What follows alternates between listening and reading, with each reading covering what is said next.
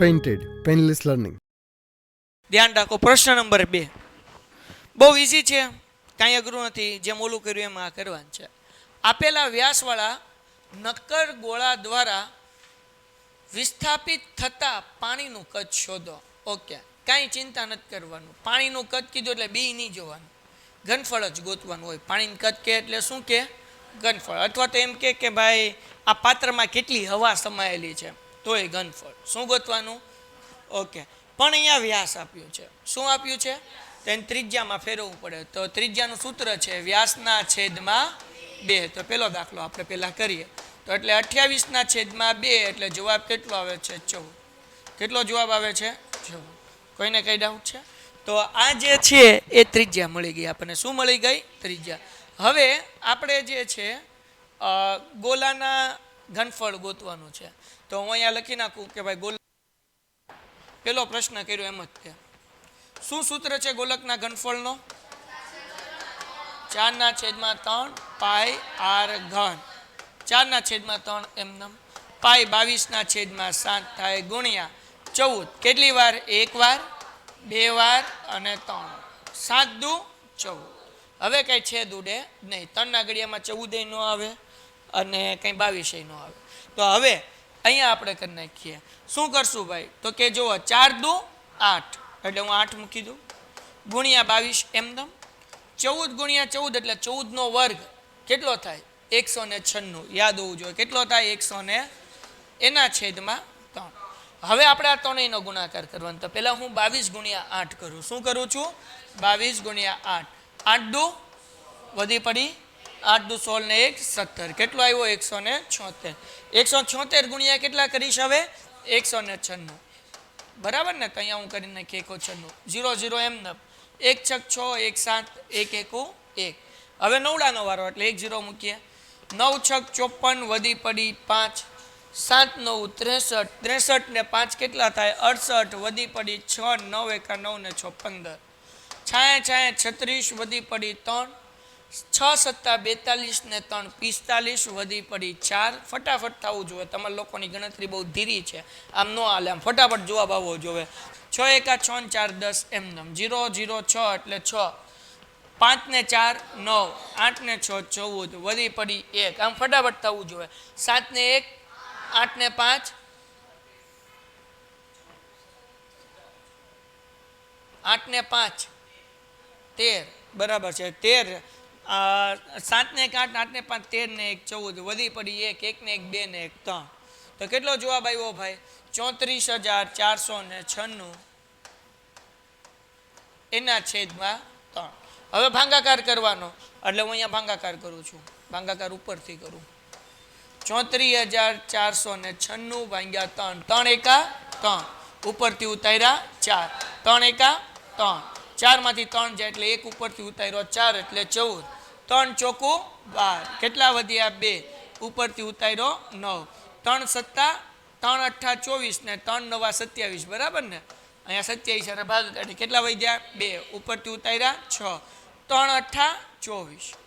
કેટલા વધ્યા? 2. બસ આપણે જે આમ અપૂર્ણાંકમાં પાછળ જવાબ આપ્યો છે એટલે આને અપૂર્ણાંકમાં ફેરવીશ.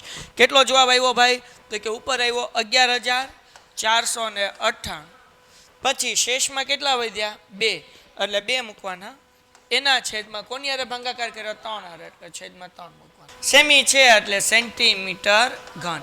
ઘનફળ ગોતતા હોય ત્યારે ઘન મૂકવાનું, પૃષ્ઠફળ કે ક્ષેત્રફળ ગોતતા હોય તો વર્ગ મૂકવાનું, સ્ક્વેર મૂકવાનું. પેલો દાખલો થઈ ગયો. આવી જ રીતે હવે કરવાનું છે આપણે દાખલા નંબર 2. એકવાર જોઈ લો ભાઈ, આ 0.21 સેમી જ છે ને, મીટર નથી ને, પછી ઢેલનો ટીપાઈ જાય. મીટર છે ને, મને ખબર હતી. હાલો 0.21 મીટર. બરાબર ને? હાલો હવે અહીંયા ધ્યાન રાખો. તો આપણને વ્યાસ આપ્યો છે. બરાબર ને? તો અહીંયા ત્રિજ્યાનું સૂત્ર છે. ત્રિજ્યા બરાબર વ્યાસના છેદમાં 2.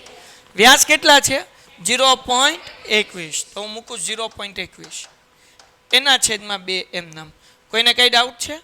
પાકું ખાવ મારા હમ ખાઈ લીધા. હવે મારે પોઈન્ટ કાઢવો છે. તો પોઈન્ટ કેમ નીકળશે? ચાલો પછી કાઢીએ. ગોલકનું ઘનફળ. ગોલકનું ઘનફળ. બોલો સૂત્ર શું છે ગોલકના ઘનફળનું? 4/3 પાઈ આર ઘન.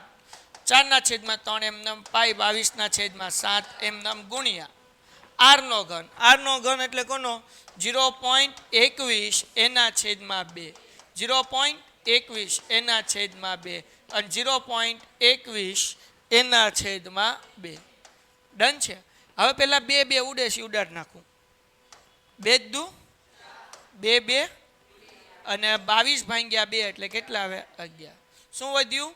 11 વધ્યું અંશમાં, હા કે ના? ગુણ્યા 0.21 છે એટલે આપણે 21/100 મૂકી શકીએ કે ન મૂકી શકીએ? હાલો ગુણ્યા અહીંયા શું મૂકીએ કે 21/100. અહીંયા શું મૂકીએ કે 21/100 અને આ બેનો ગુણાકાર કરો. 7 તેરી એટલે છેદમાં 21.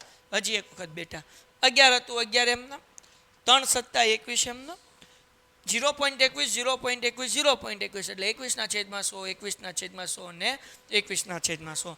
21 બોલો 21 ઉડી ગયા તો 11 એમનો ગુણ્યા 21 × 21 21 નો વર્ગ 441. કેટલો થાય? 21 નો વર્ગ કેટલો થાય?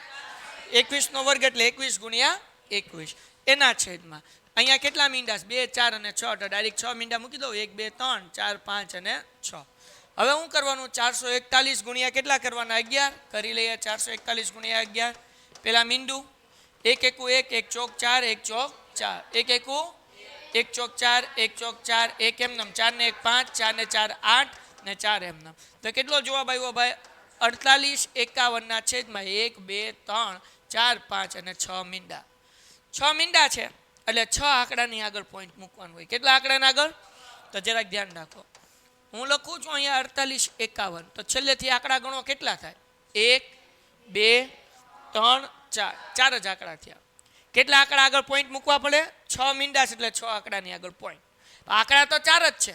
શું કરશું? અહીંયા 2 0 મૂકીએ. પેલો આંકડો, બીજો આંકડો, ત્રીજો આંકડો અને ચોથો આંકડો. 6 આંકડાની આગળ પોઈન્ટ મૂકવાનો હતો. આપણી આગળ હતા 4 જ આંકડા એટલે 2 મીંડા આગળ મૂક્યા. હવે કેટલા આંકડા થઈ ગયા? 6 આંકડા થઈ ગયા. તો હવે પોઈન્ટ મૂકી દો અને હવે 0 મૂકો એટલે 0.0048 51 અને અહીંયા મીટર કીધું એટલે મીટરનો ઘન. અહીંયા પોઈન્ટ નથી, અહીંયા તો લીટો થઈ ગયો છે. 0.0048 51 મીટર ઘન. ડન છે? ઓકે, કોઈને કંઈ ડાઉટ? દાખલો થઈ ગયો પૂરો. Painted Painless Learning.